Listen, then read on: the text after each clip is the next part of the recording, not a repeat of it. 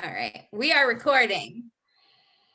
We're recording, we're screen sharing. The amount of technology that we have learned over the course of a year is just crazy. Yeah, it's a lot. My brain, it's starting to like ooze out my ears, some of this information, I feel like. Ew. That's gross info oozing out of your ears. So hello and welcome to our very first, we're calling it a workshop about intuitive eating. And we just wanted to start doing this because we feel like people are very curious about intuitive eating and making the changes, but maybe they're not taking those steps because of fear, because of confusion, because of lack of knowledge, and it just might be nice to present it in a new way. And there's no one else on the call today, but in the future, people will be there to be able to ask questions. Yeah, it'll be a little more interactive.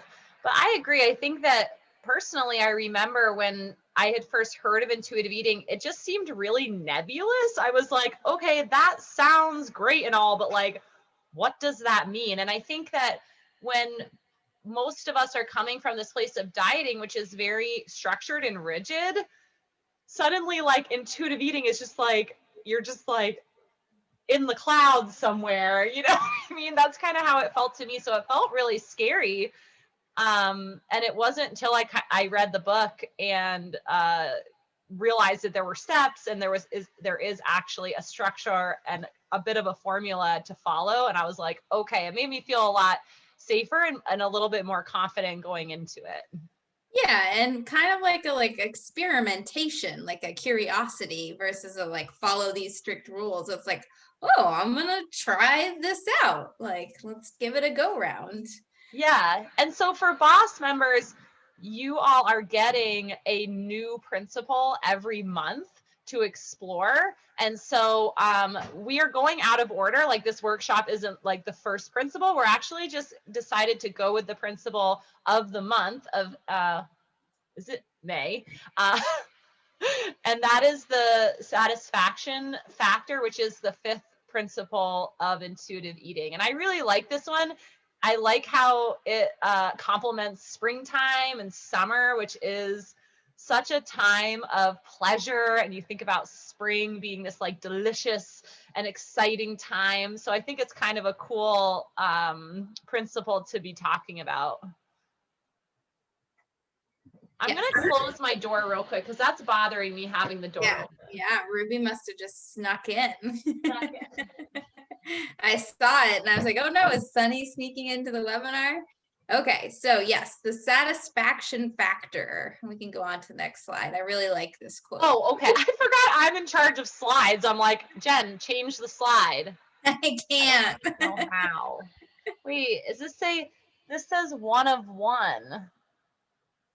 Am I in the wrong thing?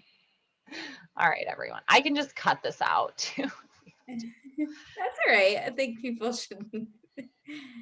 That's it, right? No. Oh, that's the problem. You went to the wrong thing. You need to go to the top. The very top. Yeah. Oh my God, what am I doing down there? Yeah, that's what There we go. There we go. There's our presentation. Presenting. Okay. How many times have you eaten a rice cake when you really wanted potato chips? And how many rice cakes, carrots, and apples have you eaten attempting to get the same satisfaction you would have found with a handful of chips? If you are unsatisfied, you will likely eat more and be on the prowl regardless of your satiety level. It's just so important to recognize that we as human beings require that feeling of satisfaction from our food. It's not just fuel for us. And I think that diet culture teaches us that that's not true, or that we can find satisfaction in these quote unquote healthy foods. And you do find yourself I think I would keep pouring maple syrup on Greek yogurt, hoping it would taste like ice cream, and it never does. Such a great point. I feel as though I just think back on my dieting life, and just case study after case study of this. And it's really fascinating how it never dawned on me that this was the case. It always felt to me like I just couldn't be satisfied with the, like you're saying, like instead of having ice cream, having like 0% yogurt with fruit in it. Like I wouldn't even let myself have maple syrup for a long time. And like stevia or something. yeah, and it's so interesting that I was so hook, line, and sinker bought into the diet mentality that I truly thought that it was just me. And it never dawned on me that it was my biology or my physiology. It really felt very much like a character defect that was causing me to not be satisfied with what I believed to be something that other people were satisfied with, like everyone else had it going on. Tell you that you're gonna be satisfied, that you won't be hungry, that this will be easy, Yeah. That. So then you feel like a failure when you can't do it. Yeah, it was so agonizing, for sure. And I think another important point is just how funny it is that we think we can like trick our body. We're like, you'll never be able to tell the difference. Like, I just think that's so funny because your body knows the difference between a rice cake and a potato chip. Oh yeah. Yeah. And there's nothing wrong. Like, it's funny because, sometimes in my many years of dieting, I actually picked up a lot of diet, quote unquote, diet foods that I actually do enjoy, So this is not a judgment on like, you're like, but I like carrots. Like, that's not the point, like, but it is funny, like this idea of if you're craving one thing, you can just like trick yourself into like eating this other thing. And like, you're never going to know. It's like, of course, like you're the one doing it. It's very weird. It's a very weird thing. Anyway. All right. We can move on. All right. Yeah. So I wanted to talk about how we label foods with things like indulgent, tempting, and sinful. So these foods have this like scary, like bad quality to them. There's something to be avoided. And it's kind of got this puritanical sense to it for like healthy eating. I think that's a great point. And oh my gosh, I'm sure there's books written on the history of the United States, with the religions that came with the people on the Mayflower, and how that has stayed with us through the generations into the modern day. And I really love how you can look at places. Everyone talks about France, but I think it's a great example where you can look at a place where it's very common to have pastries, chocolate, cheese, rich foods.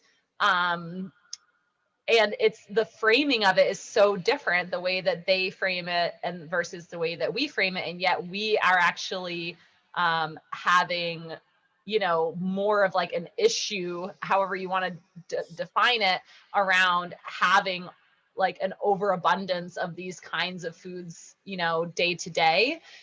And overeating these foods, which most people, that's why they feel like these are evil foods, is because they're overeating them. Whereas you have a country like France, they have the same foods, but they are, I'm sure there are people overeating them, but it's not as prevalent as it is in the US. And I truly believe, and the intuitive eating does believe, this is what they teach, is that it's because we demonize the food, and that is what is making us overeat the food. Yeah. On the next slide, there's a couple of photos of like, like foods that you can eat without guilt. So now we've got all this like guilt and shame wrapped up in these things. Yeah, I've just found these images and I was like, oh great, guilt-free and guilt all the time. So that's just that like connection between what you're eating and feeling guilty, which leads to the next slide, which is our whole diet cycle. and so we're thinking that the food is the issue. Like I can't, or you as a human are the issue. Like I can't control myself around the potato chips or around the cookies. So I just need to keep them out of my life, because those foods are the problem, or my lack of willpower is the problem. But really, this diet cycle where you decide to diet, you restrict food, don't let yourself eat in certain foods or certain quantities, you lose some weight, you start to feel deprived, you start to get hungry, you start to crave those foods, and then you break that diet, and then we've got that guilt and shame. And so that cycle is what's making it hard to control yourself around those foods. It's not the foods themselves, or not a character flaw that you have. Yeah, such a great point. Oh my goodness. So what the heck are we gonna do about it? Solutions. Casey, combat tomorrow. Your texts show up. Oh, that's so funny. Do not disturb. All right. Yeah. So I think it's really, we can sit around and talk about how diet culture is ruining our lives until we're blue in the face, but it is important to find some ways to take some action. So don't you like my use of that photo? We're so cute. Yeah. Yeah. How cool is it to ask yourself what you actually want to eat? Oh my God, what a weird concept. It is really weird though. And I still struggle with this. I'll find myself hungry going to just autopilot eat, and I'm like, wait a minute, Mm-hmm. What do you want? Yeah, it's funny also, since I've started allowing foods like pizza and mac and cheese and stuff in my house, sometimes I'm almost surprised when I'm like, okay, what do you want for dinner? I was like, you have mac and cheese, but I'll be like, but I don't want it. And it still surprises me that I don't want it, even though it's available, where I'm like, okay, I want a salad and something else, later. I joke about this. I don't know if I said this to our group, but and this still happens occasionally, but especially in the beginning, I would be this little it was like a tapas hour in my house, because I really was so unfamiliar with this concept of actually eating what I wanted, that I really didn't know. So I'd be like, okay, do you want chips and salsa? And I literally have a few, and I'm like, no. And then I'm like, okay, that's fine. What about bagel and cream cheese? And I kind of have, no. And I really was, it sounds a little silly. And maybe people were like, well, who has time for that or whatever? And of course, sometimes, and let's be real, and we want to always stress when we're talking about intuitive eating, there's no perfect way. There are definitely days where I'm like, I have no time, and I just have toast with nut butter, and that's fine. I do like that. Would I have maybe preferred scrambled eggs? Yeah, but we also have to be realistic in this. There's no perfect way to do it, but it is a really fascinating step to take. It's subtle, but it's absolutely profound, I think. Yeah, and I really love that you actually almost out loud, or maybe sometimes out loud, ask yourself what do you want? What do I want? I have to do that. Yeah. Because it's funny, because I say that, and maybe that really is really specific for me, but I would be curious to know, for people who were really just so in the trenches of dieting, and it was such a part of their everyday, moment to moment life, as it was for me, I have to really say it and really think it, because otherwise, again, it's like a fish in water. My autopilot is so strong that I'll just act that way, not even trying to, because it's just been so many years. So it sounds kind of silly that I say it out loud, or I really think those words very clearly in my head, but I'd be curious to know if other people kind of have to do that too, or else it won't get across. I think almost just how you process things too, Justine. That is whereas sometimes I will process things very internally or write them down, but I think you need to verbally say things a lot of times. So that doesn't sound like me. Cool. All right, next slide. Step number 2. Deuce. Pay attention to the pleasures of the palate. All right. So this is where you get to like kind of, I was kind of confused with this and eating and the three S's. Could you kind of explain the difference between that? Yeah, that's a good point. I mean, I felt like the pleasures, wait, so what are the three S's again?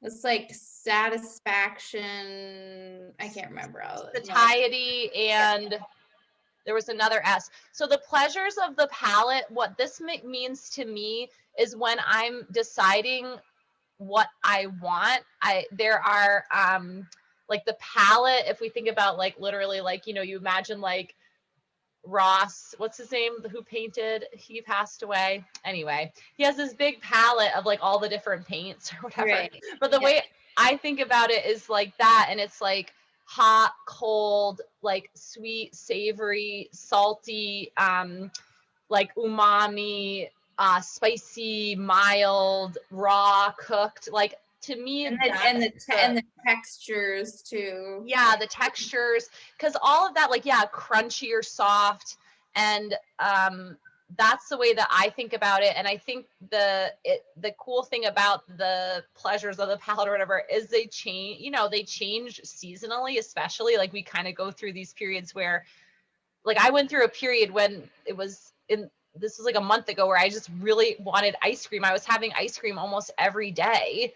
I would have some ice cream. And then I just went through like 2-3 weeks of not wanting any ice cream. And it was kind of coincided with like when it was like kind of we had that warm spell for the first time. I really like was eating all this ice cream. Right. And then it got a little chilly again. And now I'm like, oh, I really don't. I just have no desire for ice cream. And I'm eating actually more spicy and like warm foods and things like that.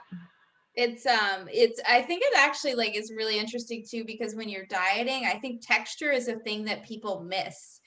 Like I hear a lot of people say like they want to eat healthy, but they're like, what can I eat that's crunchy? I miss the crunchy. So like, being able to incorporate all of those textures without like stressing about it is really, Yeah, that's such a great point about the textures. And I do really remember like searching for crunchy foods, and really only like nuts and seeds were God, it's like going on keto, everything in a ketogenic or a low carb diet is just squishy. squish. Gross. Yeah, that's a really good point, the textures. And that just brings me back to the, not to talk too much about ice cream, but that was always a really big issue because I would always get so excited to try a new like diet ice cream, and the texture's just never, it's just never quite right. Yeah, that's true. And I think that's a craving that people give into. Like that's one part of the diet cycle. It's not just like a particular food, but it's like missing that texture or missing a certain flavor that like makes them like they crave that crunchy texture, and that's the like buy the potato chips. Yeah, and I think it's just so, and I know we did talk about this, but I just want to highlight again that ignoring of what you actually want is really one of the main culprits of overeating, because you are literally searching. You will continue to search. Like physiologically, your brain is sending you signals like that's not it. Like keep looking, keep looking, keep looking. And that's what keeps you back in the fridge, back in the pantry, back in the cupboard. And you're like, why am I doing this? It's like, because you're not giving your body what it's asking for, and it will continue to ask. Yeah, so interesting. Oh, this one I still struggle so much with. Yeah. Oh, here we go. They're the S's. Yeah, I kind of think that this is like eating mindfully and undistracted. Yes, totally. Yes, yeah, I totally agree. I am oftentimes watching TV or YouTube or being on the computer while I'm eating. You know what I was thinking too, for me personally, I'm sitting in front of my computer so much that I actually enjoy standing at my counter when I eat. I don't want to sit to eat. And I'm like, is that okay? I feel like you can still follow these other things and do that. Yeah. Yeah, that makes sense. But I mean, I think a lot of overeating can be resolved with these three things. Like, One of my, yeah, I think that eating slowly is pretty self-explanatory. I can say that one thing that I've heard a lot in the spaces online I occupy, where there are a lot of people talk who are recovered from disordered eating, eating disorders, or just constant dieting, etc., was something that I had experienced. I think I shared on a previous like vlog or something, and Jen, I think you know about it, but I really was having so much difficulty describing it. And I thought, oh, this is really weird, but it's actually a really common thing, which is when you finally get something you want, like if I was in the midst of dieting and I'd actually get a bag of Fritos or something, I would eat it really fast in order to get rid of it. It was like disposing of a body or something. yeah. Like it was just like, get it out of here. Like I just have to eat all of it because I don't want it to tempt me. Yeah. I was so fearful and like freaked out by it. It was very interesting. Yeah, I definitely had that. I mean, probably half the time I had bought the thing because I was really, really hungry. So that was going to make me eat fast as well. But then there was this attitude, I need to eat it all because otherwise, I just got to get it over with. So then I can like go back to being quote unquote good. Correct. Yeah. And so eating slowly, it sounds so simple, but I still find it challenging sometimes. And I kind of I can see myself, right? I'm doing it. I'm like, God, I'm eating really fast right now, And I think in the book they do say, which we can pop in here, maybe you put it later on, but that if you're really, really hungry, it's really unreasonable to have the expectation to be able to practice. Yeah, I think that goes with eating. a different step, I feel like, but maybe it is in a different step. I think it's like knowing your hunger and satiety cues or something, but I mean, I think it's really a tall order if you're hungry to ask that you totally do.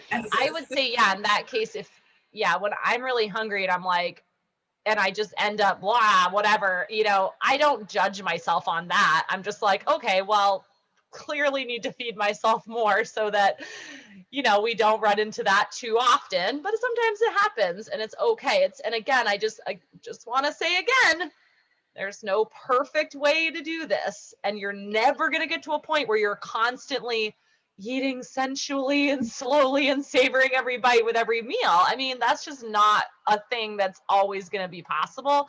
And that's okay. Yes. I mean, I will say probably with every single one of my online clients, we work on eating slowly. I think they pick a meal that they feel like they rush through, and we just practice for like 2 or 3 weeks that single meal, trying to eat it slowly without distraction. So I love that. It's simple, but again, it doesn't mean that it's easy just because it's a simple request. yes. And the sensually, I like this one. One thing I did with my client I was coaching through intuitive eating was I encouraged her to actually make the sound like when she was having something she liked, to actually go, or even say like, this is really good. That's cute. Yeah, and she says she did it, but I don't have proof, but she says she did it. But I do that sometimes too, where I'll be eating something, and if I really like it, I'll be like, I don't be like, but just like yeah, good, I mean, it definitely turns things around to like more of an abundance mindset instead of a like, oh, I can't believe I'm eating this, like to a like to really enjoy it. It really changes things around when you have that mindset of like, this is amazing. Like, it's like anything that's just like, if somebody came up and like rub your shoulder, well, I mean, maybe not everyone likes that. Don't touch me. don't touch that. But like, or I don't know if that's a bad example, but like, you'd be like, ooh, Yeah. like, oh, I don't know. Or like you just slipped into a warm bath, you're like, oh yeah. I mean, that's really what it's, a similar sensation for the body to have like a scoop of something that's just got that perfect balance of like fat and salt and, you're like, ooh, yeah, like this is really something special, and anyway, it's kind of interesting. And the you can go to the next one, but I think the savor every bite kind of leads to this don't settle. I found a lot of photos of kids looking really unhappy. But like, hilarious. If you're following those 3 S's and you're like, enjoy, like really like eating with your full palate, you can maybe start to notice if the bites aren't tasting as good. Like if they've stopped tasting as good, it's okay to stop. Or if you're not liking the food, it's okay to stop.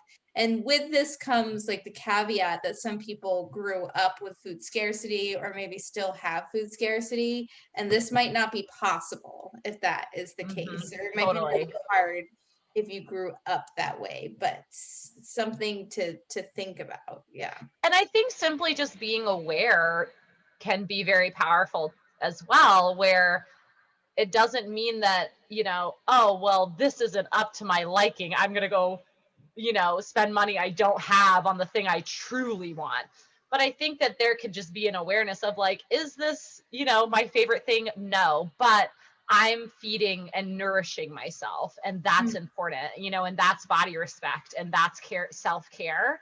Yeah. So, it doesn't necessarily, and there are going to be times when we have to settle anyways, because we're in the middle of nowhere and all there is a snack machine. And we're like, I don't even really like this thing, but I'm freaking hungry, and we're going for it. So once again, just not getting bogged down, like, oh, I need to follow, like these steps are like, need to be followed 100%, because they definitely don't. And I just want to also mention the example we've given in the past, which I really like, because I feel as though this happens a lot at social gatherings. So, and there's going to be more social gatherings when there's food that you didn't cook, but you're at, maybe it's like a buffet or potluck, and you're like, damn, that looks really good. So you go over and you grab a, whatever it is. And then it's like, it's not good, but you like feel this pressure or like this kind of habit or whatever it is to just eat it anyway, even though you're like, I'm going to go back and get the thing I really like, even though, right?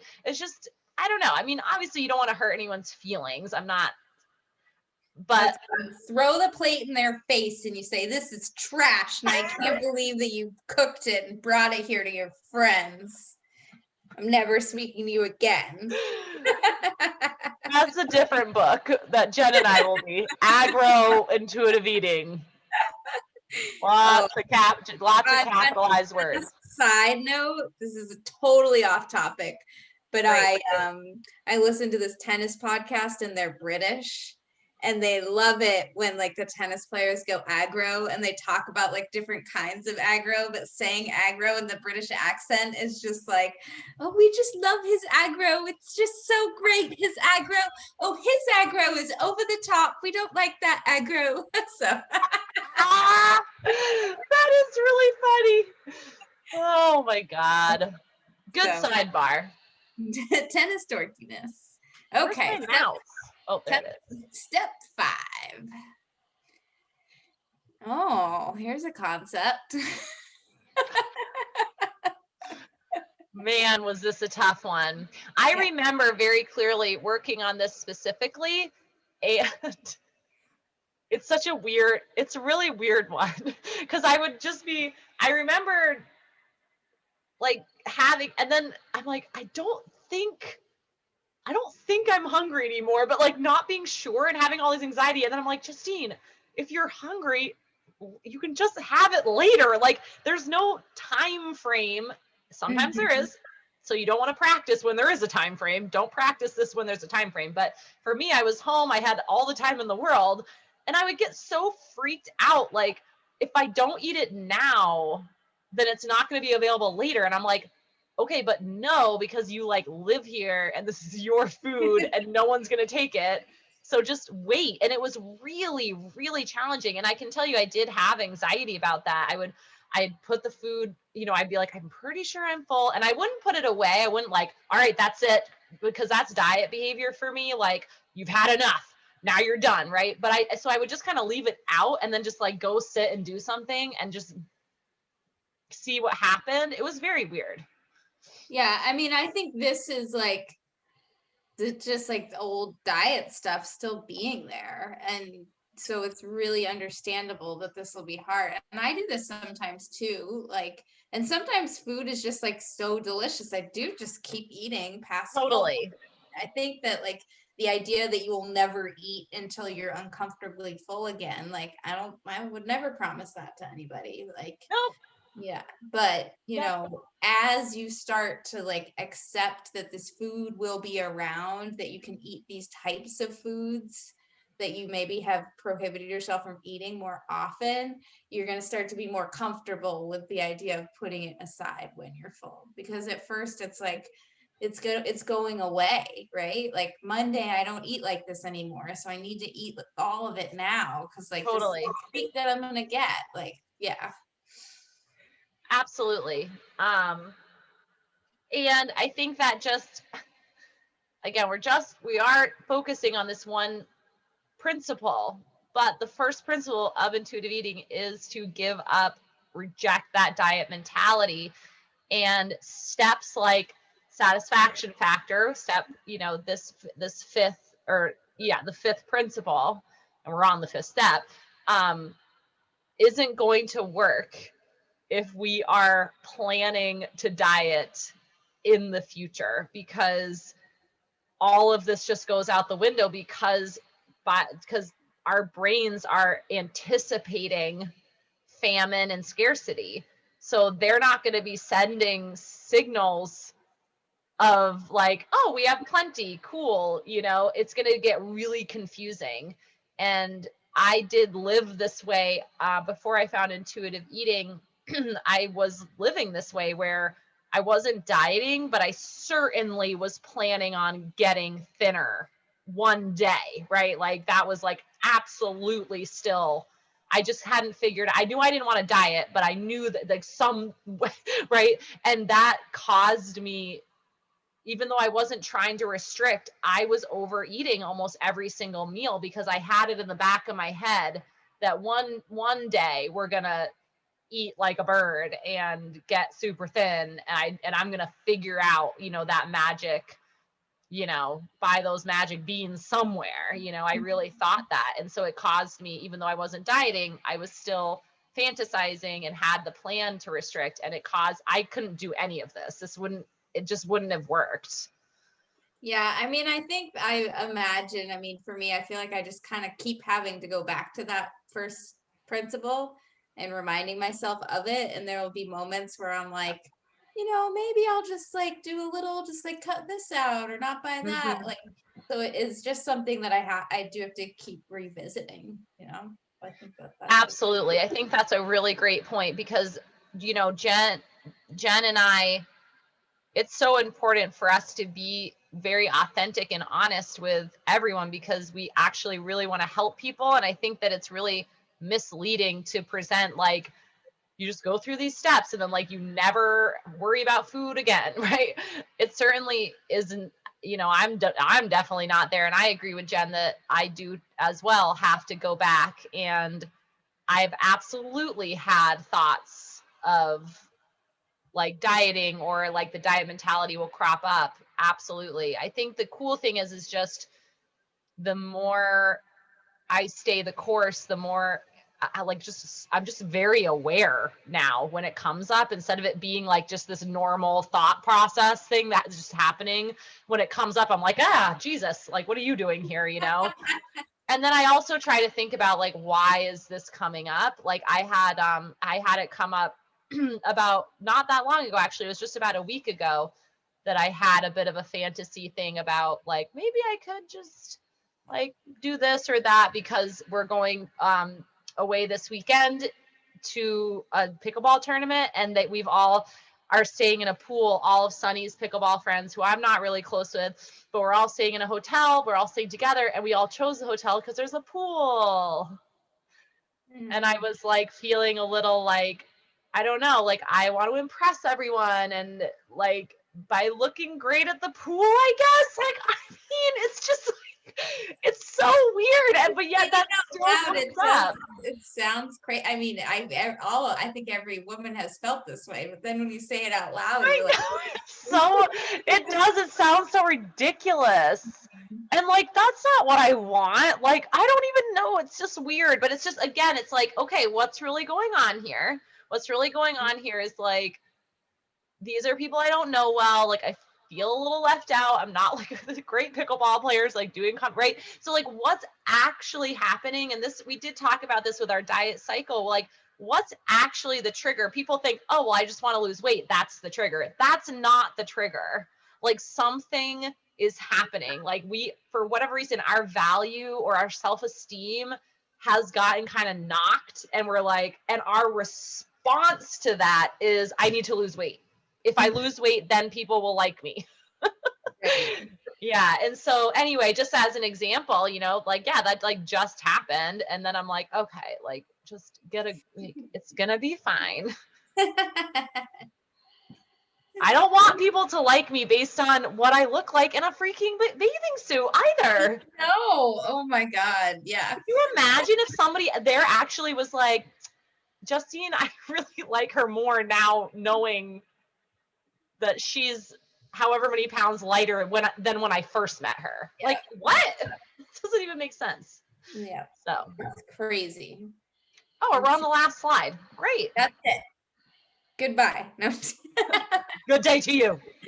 Yeah, so good. Yes. All right, cool. Well, I'm glad that we got to record this and that people can take a look at it. It'll be up on the website for people to look at. This will be going into, I think, bonus content. Yeah, we'll put it out for June. Yeah. That's fantastic. All right. Well, thank you so much for all of you who will be watching this. If you have questions or want to share, please reach out to Jen or I, or you can post in the Facebook group if you feel comfortable. And yeah, we'll be talking. This is, you know, something that's going to be coming up again and again. All right. Hold on, everyone. Now you want to stop recording.